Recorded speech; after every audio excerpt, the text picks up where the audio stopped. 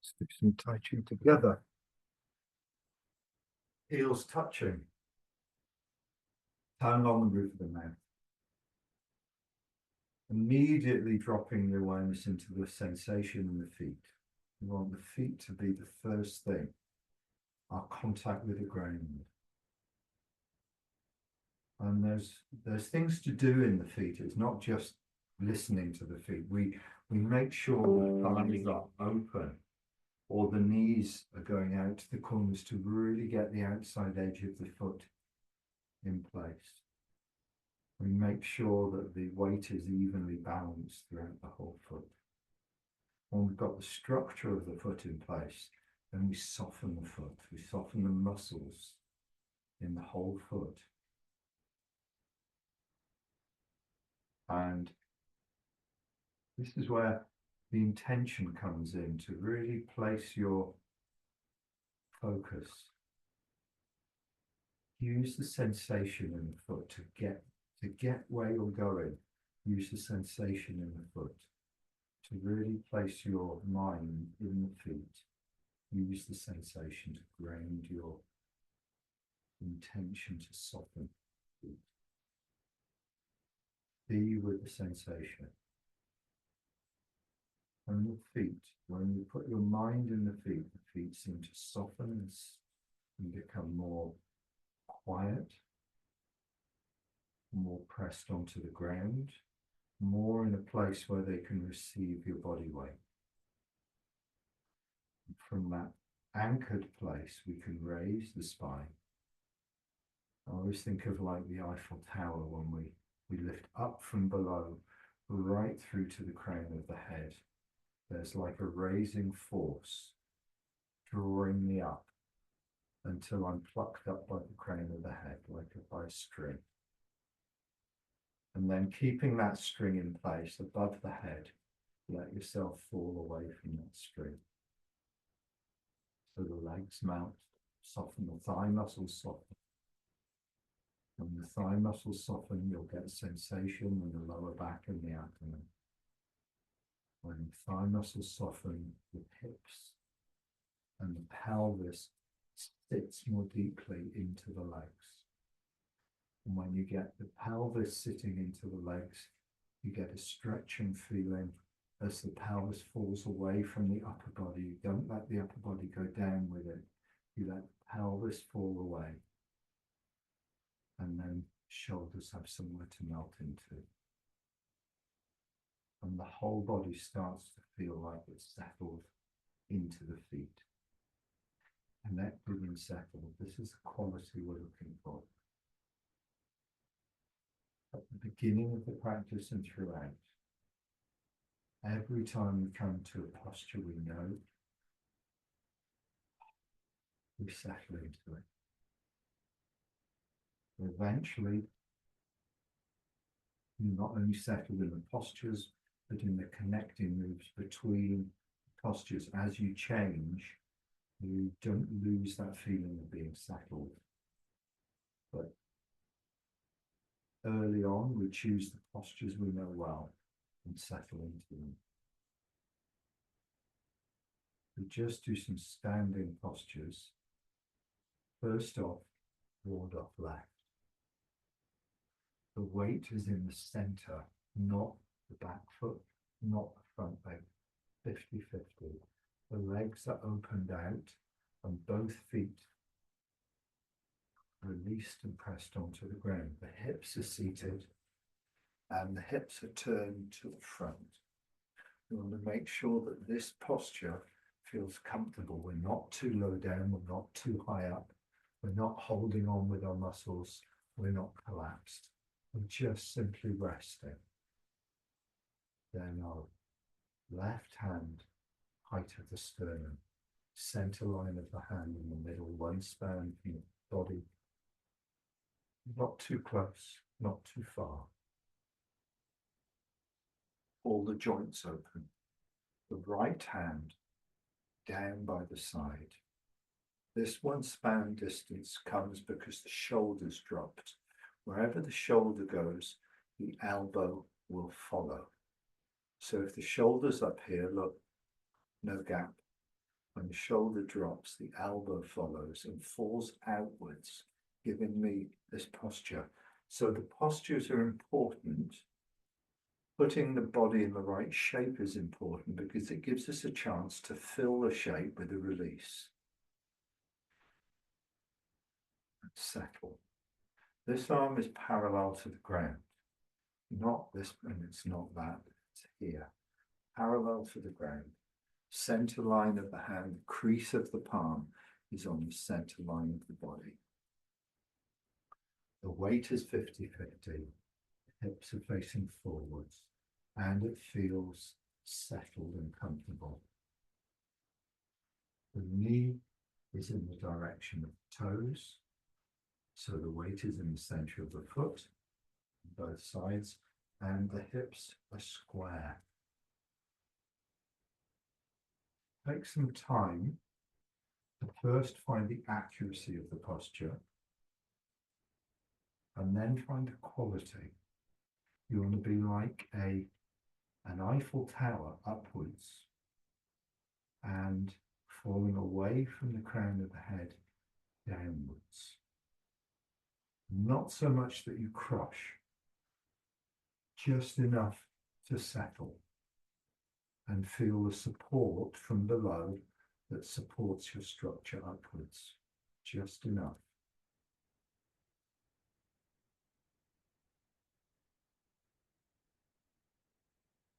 Forward off right, bow stance. Build your posture from the ground upwards. Make sure the center of the feet are in place. Now, intermediate people don't like going back to the basics, but the basics are really, really important because it'll highlight your habits. And what we want to do in Taiji is clean those habits away by becoming aware of what we do, what they feel like. So if we find ourselves with a collapsing in knee, if we find ourselves with a tight front hip, we can change in the posture like this. We can change that quality and feel the difference. If we find ourselves pressed onto the ground too heavily, we can ride up and release. If we see ourselves over the front foot or over the back foot, we can put ourselves plumb in the middle. If we see our shoulders tight, we can open them outwards to put the elbow in position. In this one, the hand is on the center line at the base of the throat and the fingers resting. See that straight hand? It's resting on something. That means that the shoulder is settled. The feeling of the arm resting encourages my shoulder to settle. It really wants to feel like it's resting on something. That means it's heavy and it's settled. And when the forearm is heavy and settled, it encourages the shoulder to be likewise connected. But the arm, of course, should come from what the shoulder does. The fingers looking into the hand. About a centimetre away from the middle of the hand. You've got the hand, you've got your fingers of your left just about a centimetre away on the centre line. One span to the body, to the elbow. Settled into the base. Quietly relaxed into the posture. Go from the beginning of the form.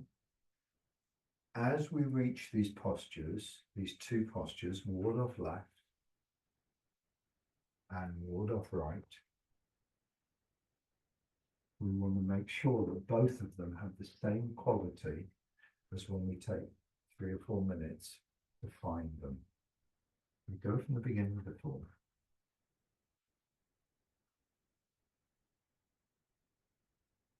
Drawing up like the Eiffel Tower.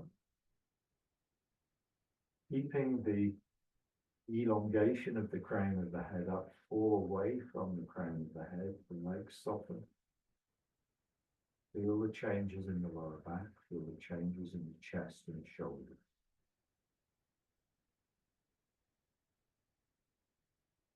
forward.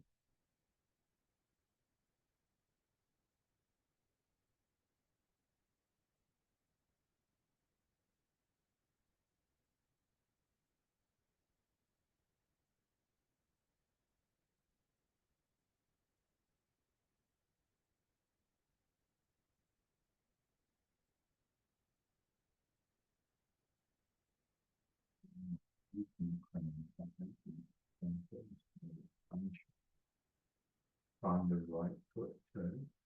Place the left heel for half half to 12 o'clock where you want it to go. Glide in, fall away from the crown of the head. Find the posture. Make sure your hips are square. Make sure the weight is in the center of the feet. Make sure you're not collapsed and you're not crushed. Open, open feel. Move forward, trickle the weight in. Turn. Place the right heel where you want it to be. Glide in. And fall away from the crown of the head. And feel the whole body change as you fall away from the crown of the head. The weight in the feet settles. The legs release. The lower back softens. The chest releases. The shoulders drop. All one movement, falling away from the crown of the head. Like putting a coat on a coat hanger. The whole coat settles onto the coat hanger. The flesh of the body, flesh of the muscles settle around around the skeleton. So keep the skeleton organized, keep the structure of the body organized, and let the muscles melt around it. Small turn from the back foot, turn the hips, follow with the body, square, draw back. And a sit back square. 90%. Many people have this error in that when they sit back, if you look at my center line, they move over the back foot. Their hips move to the side when they sit back because they're balancing their weight like blocks over the back foot. What we want to do is have a little bit more internal release as we sit back. So it's not simply movement to the back foot, because the only way I can get stability is by putting my core of my body over my foot. If I just move with external movement. If I release on the inside, my stability starts before I even move. I get extra stability before I move, and then I let that stability build while I glide back. And the movement keeps me in the center. It doesn't move me over the foot.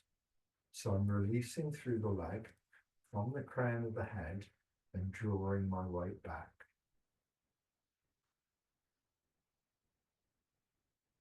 There's no turn. I'm sitting straight back, but I'm not going over the foot. I finish with the hips square. They're going on train tracks, square back. My front hand stays where it was. The wrist stays exactly where it was. And I sit away from it. The wrist stays where it was. I sit away from it. The left hand rolls over and drops one fist from the belly. I want to try and combine this movement with the settling and sinking of the body. So it's not to do with turning my hand over, and it's not to do with putting my hand into the right position. It's to do with softening and releasing. So the movement of releasing finishes when I'm over the back foot, the shoulder finishes, and the hand finishes at the same time. One movement. Finish. When I finish, I start the next. I turn open. And the hand is only lifting while the waist is turning. You want to make sure that when you turn, you don't disrupt the feeling of sensation of settledness in the foot. So how far should you turn? Well, you can turn as far as you like, but not to a locked position. Turn as far as you like, so there's room to turn a little bit more without disrupting your base. You don't want to turn yourself into a corner where you're tight, or where you break your base. Breaking your base means you can't change back. So how far do you turn? Enough so you're still fluid. While you're turning, your hand, the first part of the turn, your hand drops to the hip joint from the center, one fist away from the center. The first part of the turn, the hand drops. The second part of your turn, the hand lifts. Your turning finishes when your hand's at the top. The arm is long and the left palm is down, and it feels extended. The hand feels part of you. If you've ever gone bowling, and you do this movement, you have a great big ball holding here, and you come through and you let your arm go. Your arm's really long when you let the ball. You don't push the ball out. Don't push the ball out, otherwise it won't be accurate. You move your body through and you let your weight of the ball swing and you let it go. Long in the arm. That's the feeling you want here. Okay? It's like you're bowling this way, like you're bowling this way, like you're bowling this way. And then as soon as you turn back in, it folds in until you're facing the front again. The arm drops, isn't put into place, the arm drops because you're settling down and forwards. And as you settle in, your abdomen drops. You feel the changes in your abdomen, you feel the changes in the chest, and your hand drops into place. What move have we got? Sorry, it's moving into this posture here. Finishing with the wrist just touching across the chest. Then the back leg expands, the chest opens, shoulders drop, and the wrists expand. You want to keep the shoulders connected throughout this move and changing as the hands go up. You don't want to push the shoulders out. You want the shoulders to rotate here. So, just a bit of explanation. Here's a stick. The middle of the stick, if this goes down an inch, the other end goes up an inch, if this is in the middle.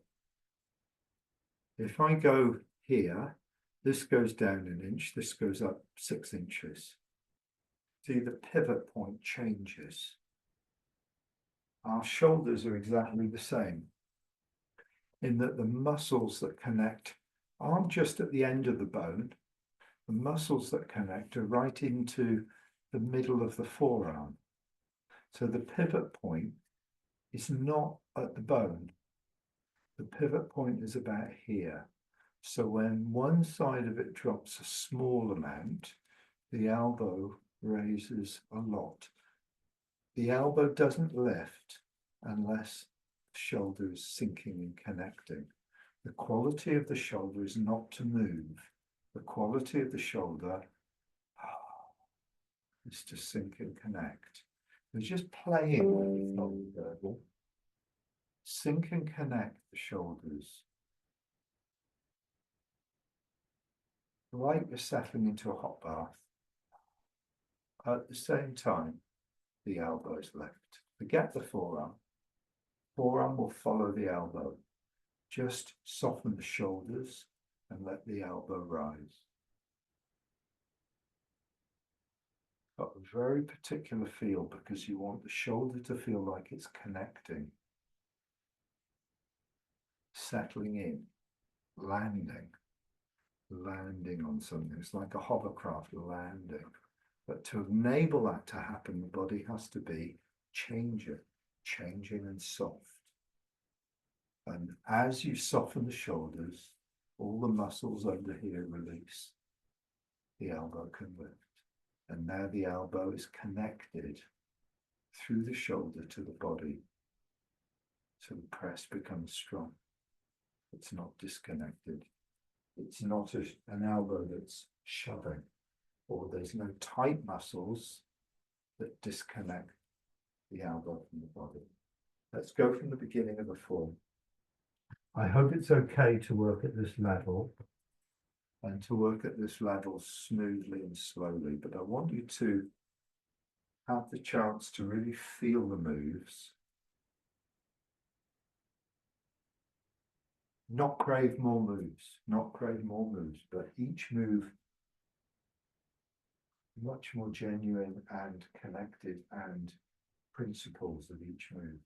Because when you find it in these moves you know really well, you can link it into the other moves yourself. From the beginning, please.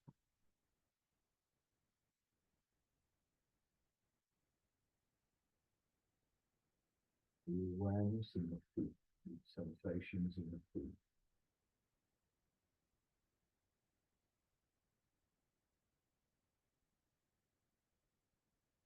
Lift the body up like the Eiffel Tower, and feet through to the crown of the head. Make sure the body is elongated upwards. Use the muscles to push you upwards. Take those muscles that you don't need away. Feel how when the thighs soften, it passes the sensation into the lower back. Feel how when the lower back releases and softens, it passes a sensation up through the body to the shoulders. We want to start the body not just being connected, but changing.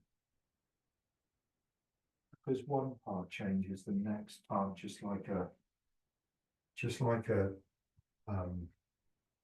scarf when you flick a scarf, like a wave that passes through the body, and it's a wave of sensation. And when the legs change, the pelvis settles in, the lower back opens, you feel that change, and the upper body starts to move as well. Synchronized changes throughout the whole body. And the intermediate Taiji really starts when the synchronized changes start to take place.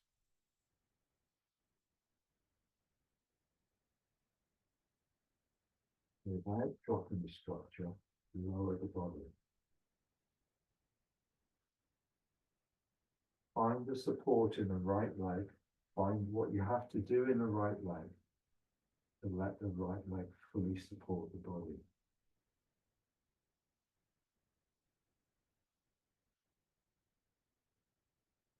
Release the left leg and find the movement. Press the left foot lightly onto the ground without using the structure. Turn back, open the hands, the foot turns in, and settle away from the center of the foot. Look at the structure of the legs, use that structure to lift. And be aware of the shoulders as you lift. The shoulders should be settling as you lift the elbows. Same as the press. Shoulders down. Body's lifting. Shoulders down. The arms up. Connected. Release the base. Feel the changes. Feel how the lower back changes. Feel how the shoulders widen, the back widens. Settle. And feel a sense of settled into the feet. Good. Release to the left foot, then move. one turning sensation. Release to both feet. Let the abdomen and the shoulders follow your release. So you're connected in the center. You haven't collapsed, you're connected, falling away from the crown of the head. Small expansion from the back knee through to the chest and the hands. Trickle the weight forwards and lift the back foot, heel off the ground. No weight in the lap. Turn. Place the left heel. Find the posture.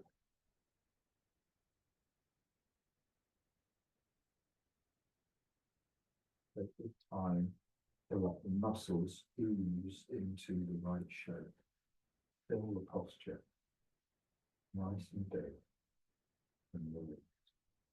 Glide forward with a small anti-clockwise turn, sinking onto the left foot. Without disturbing your left root, turn. Place the right heel, find the posture.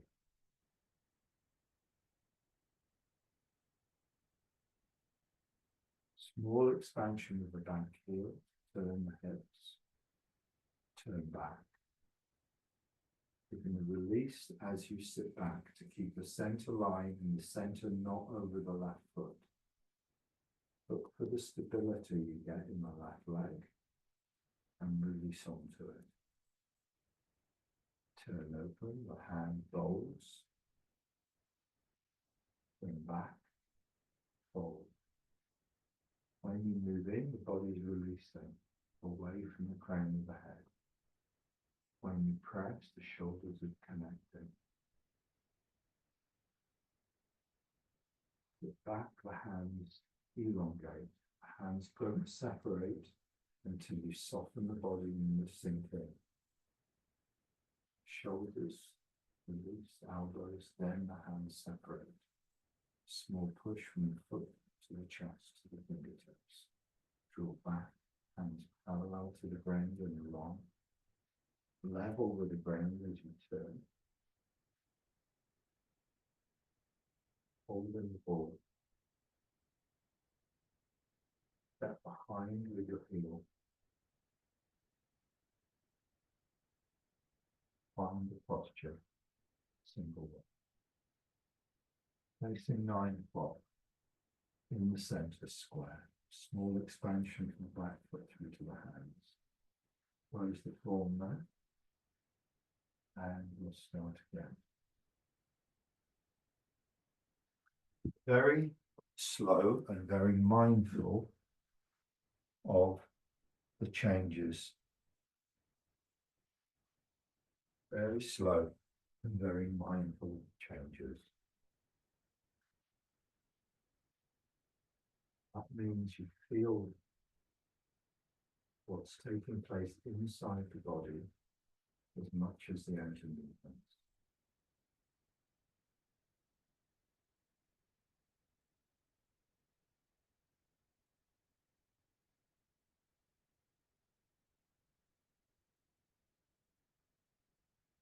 First, when you're standing, as if you're going to sleep.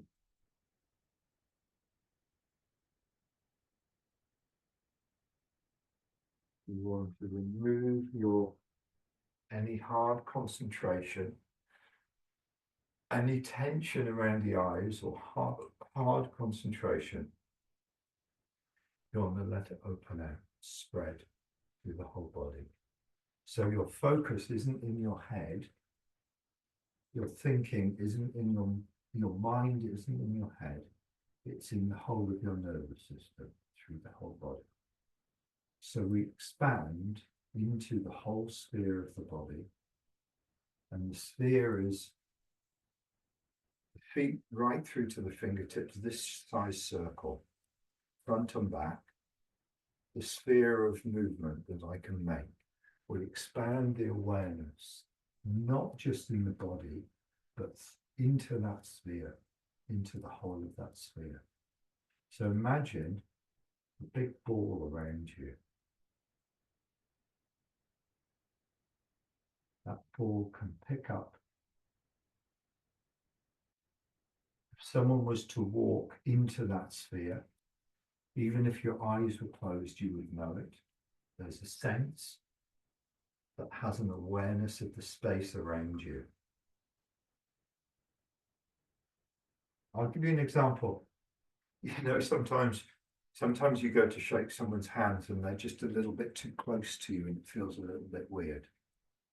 That's an example of our boundary space. Someone's encroaching. And you know, if we travel on the tube in London and it's busy, we have to kind of like, we have to protect that space somehow. We do it automatically, you know, unconsciously. We make that space smaller, so everything's kind of a little bit tight. So your space is smaller, but we want to expand our space, make it as big as possible. Send our mind, whatever, however we understand that term, our mind, into the space that surrounds us. So it becomes thick and we become aware of the whole space, not just the body, not just the changes in the body, but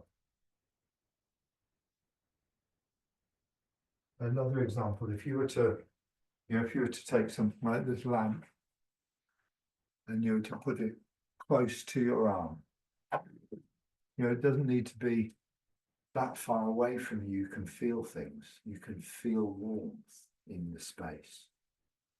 So although you can't, your skin can detect changes in that space, and warmth is an easy one to detect. So this space that we may think is a bit vague is actually quite real. It's as real as the body, it's just more refined. To place our awareness into this refined space, we feel it. We fill the whole space. We take the mind out of the head, out of the center of the head, and let it fill the whole space. And within the circle, there are body sensations and pressure sensations and heat sensations and possibly pain sensations, all within, without judging any of them. We let them all settle. We let them all be there. We let boredom, frustration, and any emotional quality be there, because all these things will change. We just let whatever arises be there and settle. Everything changes.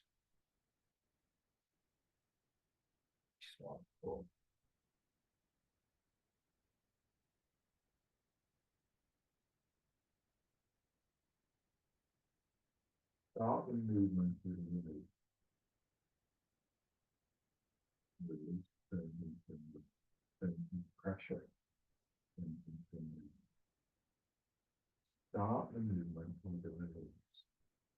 The release turns pressure, which then you can use to find the movement.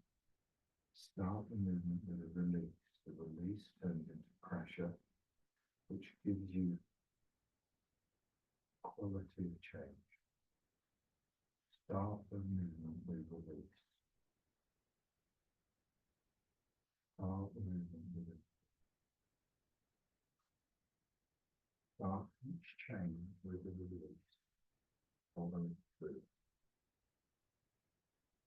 Start each movement with a release.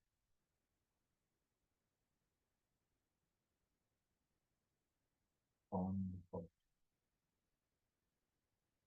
Start each movement with a release.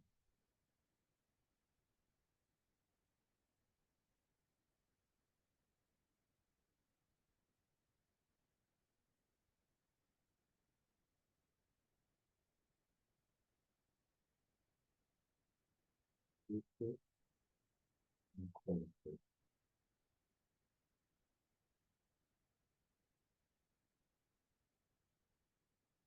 Put the tensions you don't need.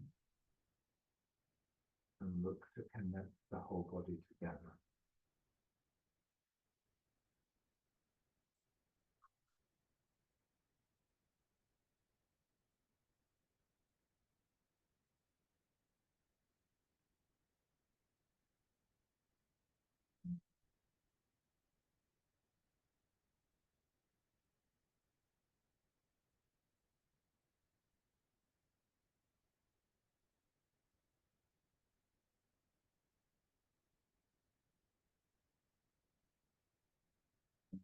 Mhm.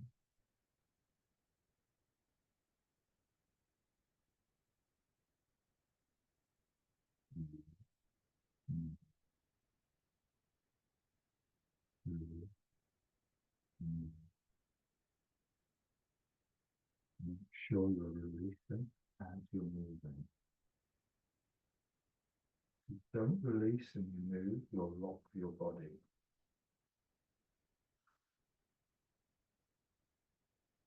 Release, keep releasing while you turn.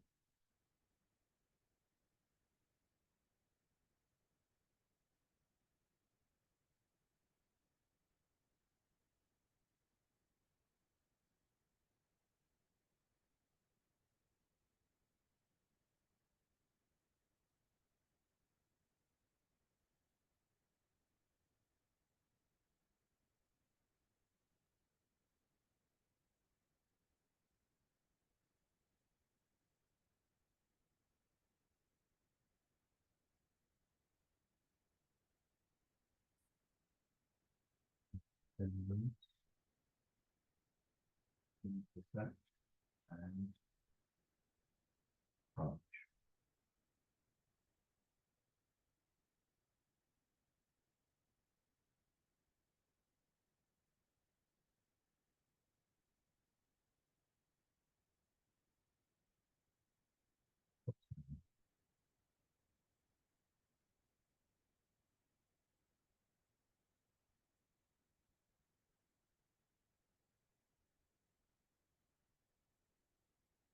You practice well.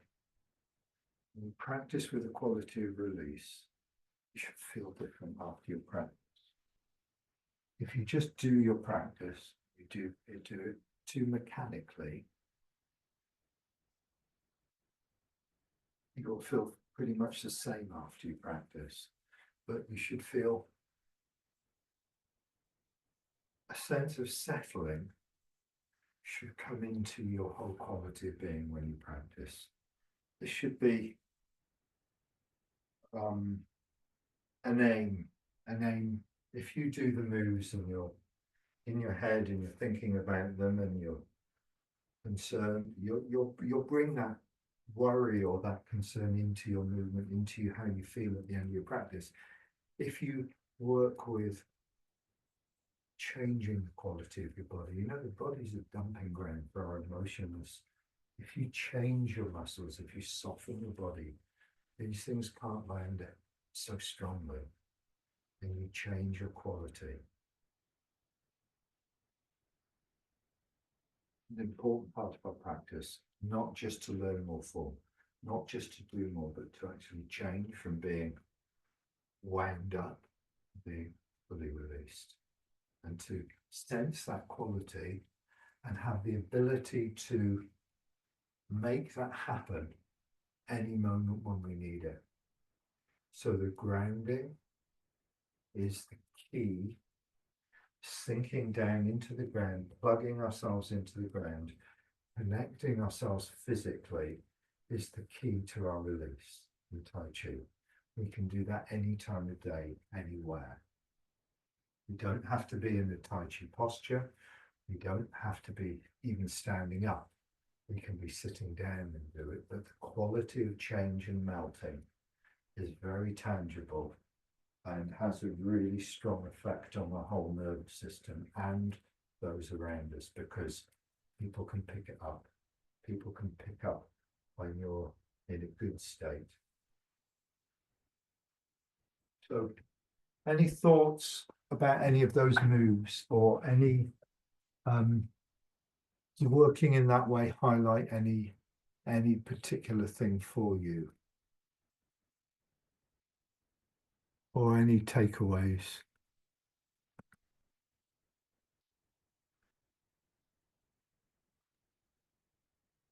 Yeah, a couple of things for me actually, Luke. Uh, the main thing was the feeling of release through the body, and a reminder, certainly when you talk about moving back in a straight line, and it doesn't work if you're going down.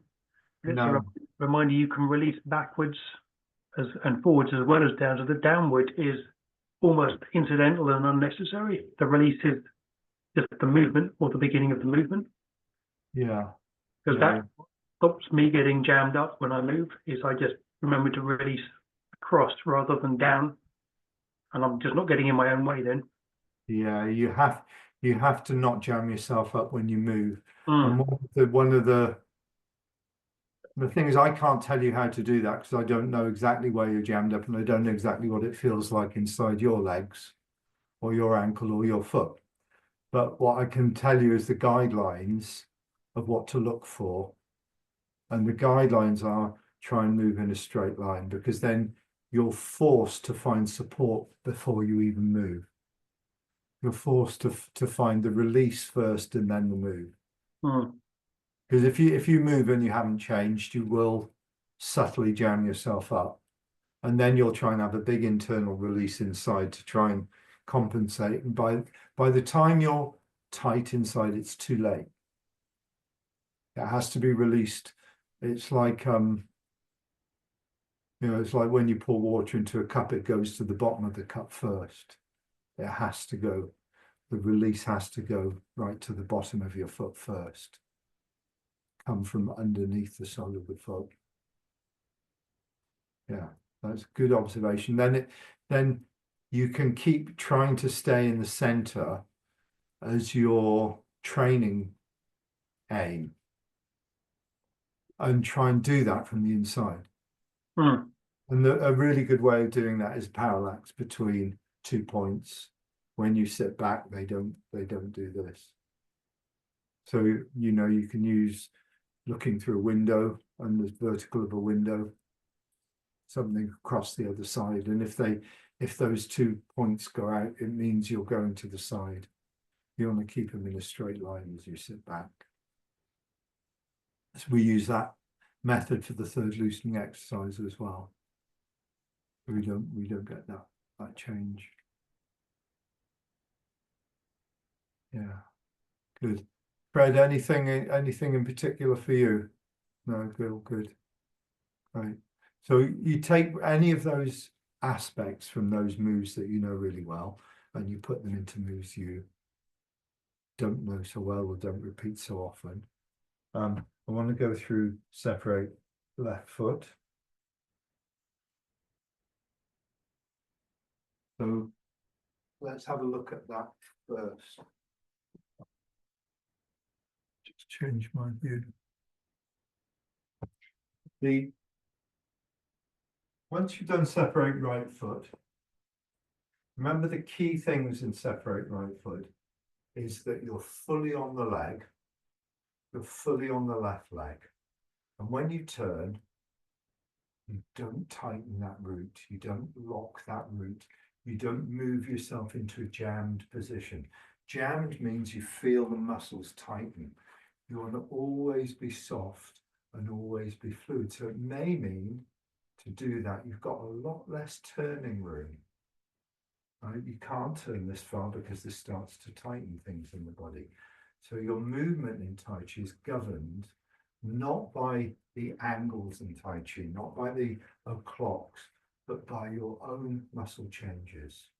How much you can turn, how much you can move is governed by your own movement. And that makes Tai Chi very personal. So when we turn, we sit back here, when we turn, only as far as you can turn, so your root stays fluid. While you're turning, your hand drops to the hip. While you're turning, it opens out like you're bowling. While you do this, you turn in the toes. As you turn back, you bring in the heel. So your hands are crossed at the height of the throat with the left on the inside away from you, the right on the outside, palms together. It's not cross hands, it's palms together. When you turn, you keep your weight on the left foot, that's the first turn. Open and back. 90% of my focus is in my base, in my foot. 90% of my focus is in my root. Making sure it's knuckle. And when I turn the next time, my hands do this. They turn over.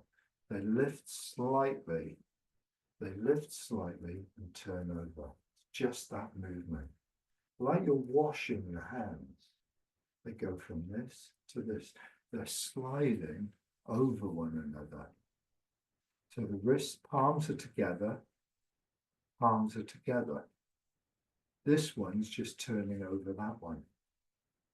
And it's like you're just washing your hands. But when you wash your hands, they stay together, don't they? And you don't put much pressure between them because you want them to move. It's the same thing here. And they stay in the middle. I'm turning my body and they stay in the same place. They just do that. When I turn back, this one slides out from underneath until both hands are vertical. That's to do with the shoulders connecting. Elbows follow. Then, once the elbows have dropped, the forearms drop. And this is opening out. Fingers vertical, arms vertical, thumb on top. No break in the wrist, straight line, parallel to the ground, to the corners, one span here. So it drops, drops, drops, separate foot. As the fingers reach their outmost point, and it's not just a bend in the elbow, there's a sinking outwards, there's a reaching outwards. Toe goes out. But as you turn back, you're stabilizing, you're picking up the knee, out, relax. Then the other side. Hands and feet drop. There's no weight in your right foot. You walk forwards, halfway through the step. That means some weight comes into your right foot. You pivot on the heel. That starts to give you a little turn. Continue onto the right foot and lift the left heel in. So moving towards the corner. Then I turn to 9 o'clock. Then I turn to 7:30. So all this, the kick is done. Separate right foot. The right toes go out to 10:30. Then I drop the foot. I walk towards 10:30. I turn to 9 o'clock. I move on to the right foot and lift the hands. Turn to 7:30 and bring the left heel in. And when I'm facing 7:30, I turn open, bring in the front toes. Turn back, bring in the front heel. Same position in the hands. Turn the hands, wash and turn over. Turn back, vertical with the forearms. Drop the elbows, separate left foot and relax. Parallel to the ground, not like this, not like that, parallel to the ground, one span from the body, the arms are at 90 degrees to each other. So my left is going to 7:30, where the left toes go. My right is going to 10:30. And then from there, when I've done the separate left foot, I relax. Have a go, please. From Golden Rooster stands on right leg. Turn to the corner. Scoop up the center of the body with the right hand. Sit away from the right hand all the way to the left and facing 10:30. The left hand is in push position as if it's resting on something. The right hand is in push position on the center line as if it's resting on something, just as if it's resting on a cushion. The left hand on the hip joint. Turn open. Bring in the toes. Don't break the left face. All the weight in the left. Bring in the right toes. Bring in the right heel as you turn back. Hands cross. Left hand away from you. Right hand towards you. Turn over the hands. The right glides under the left. Both palm down. Turn back. Forearms vertical. Pick up the knee. Settle. Push out toes. Release. Walk towards up past 10 with the right foot. Halfway through the step, turn to the foot to 9 o'clock. Move on to the right foot and turn to 7 o'clock. Bring up the arms and bring the left foot in. Turn open. Turn back. All the way to the right. Turn open. The right left hand underneath, palm down. Turn back. Forearms vertical. Separate the left foot. Relax. Have a go yourselves. I'll have a little look, see if there are any questions, see if there's anything we can see between us that we need to look at.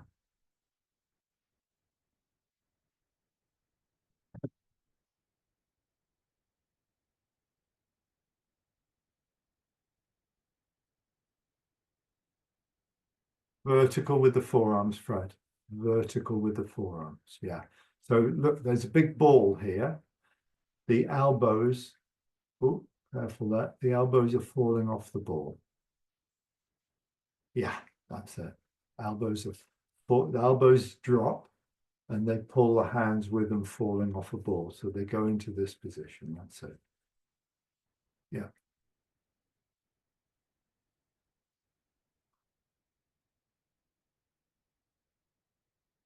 Good.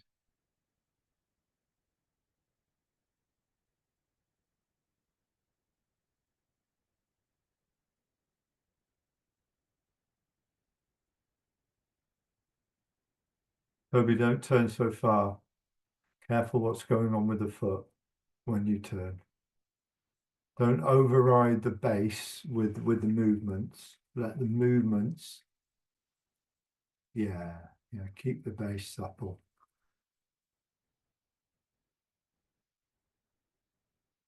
Those hands are the other way. Yeah, you want the palm underneath on your right. Yeah, that way.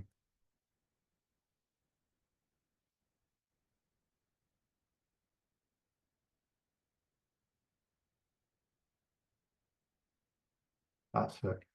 And then it slides out underneath as you go up. That's it. And then that.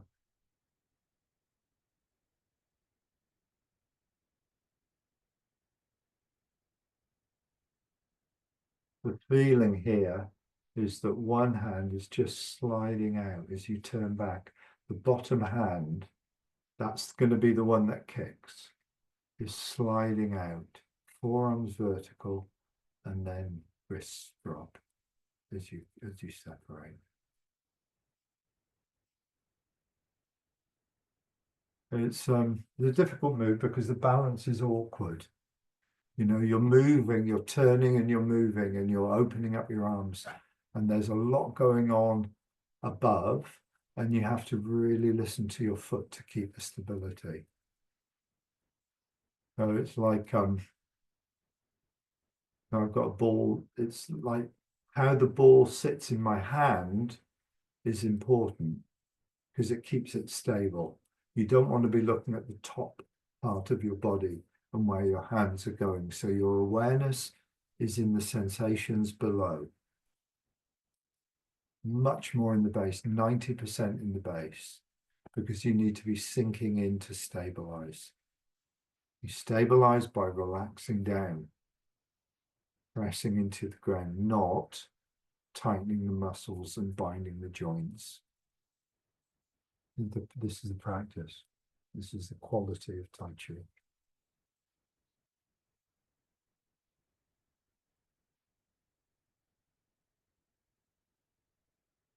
Good. Yeah.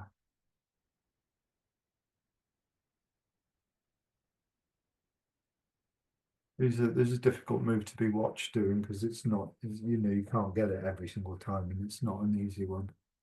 So I'm not going to look for too long. I'm going to let you practice in your own time. I don't want you to feel bad about it if you can't get it. It's a hard move, you know. The temptation is to tighten up your muscles to stay balanced. And I think that's why they put it in the form. They put it in there because it's difficult. And you remember that Chinese guy, I've forgotten his name, Fu somebody or other. He was 92 when he died. And he said he'd only ever done the form correctly once in his entire life. And he was Chinese and had been practicing since he was 6. So I take that to heart really, and I think, well, it can't be about getting it right. It's just about doing it every day and getting more supple, you know. Supple in our mind and supple in our bodies. And not fixated, you know, not yeah, good. Look, we're almost at the end of the class. Just the 3 of us. Any takeaways from tonight? Yeah, I actually found that will change in the way the arms go out, where there's an outward movement rather than just a dropping of the forearm. That helps with the balance, I found. And it's easier to keep the base a bit more relaxed and stable, just with that slight length in the arm. Yeah, so you can see this is sinking in. And that sinking in gives you that extension. And when you get the extension right out to the hands, it feels like the whole of this is part of you, rather than just doing something. That's important because then the weight of the arms dropping over your shoulder girdle and right through to the hands helps to press you onto the ground. So it's important to get that link outwards right through to the fingers. It also is a very strong posture. Also very strong. It comes in a white crane, that type of, that hand that is kind of connected right the way through. Yeah, good. Anything for you, Fred? No, that has been a big help, big positive to me as far as I'm concerned. But I always tend to rush through that bit as coming along, and you're all over the place. Yeah, so sure. It's slowing down and centering yourself properly. Yeah, great. That allows you to release the legs. So it's good. Yeah, great. Slowing down is always a good thing in our busy world. Well, it's a trouble when you're doing the form. By the time you get to there, you're getting a bit you're speeding up a bit on a speeding trajectory. No, it's good to slow it down. And it's nice to take little bits of the form and just look at the quality of them, you know, rather than having to do the whole of the form as well. So good. I quite enjoyed sharing that tonight. I think it'll be useful for the other people as well to watch the video. Yeah, hopefully, yes. Right. Look, have a good week. Right. And, Toby, I'm doing a workshop this weekend. If you fancy popping along for any part or any of it, you're more than welcome. I've got quite a tough day planned for Saturday already, so I'll see if I've got any energy left Sunday. Okay. Yeah. No. I have tickets for your lecture at the museum next week, so I'll see you next week anyway. Oh, you're going to come to that? Yeah. Okay, great. Excellent. Bringing a friend along as well, so yeah. Good for you. Good for you. That's fantastic. I haven't kind of like told all the people I know. I've just put it out on Facebook, but great. Fantastic. Excellent. Have a good week and take care. Look after yourselves. Okay. Thank you. Bye. Thanks now. Yeah, bye for now.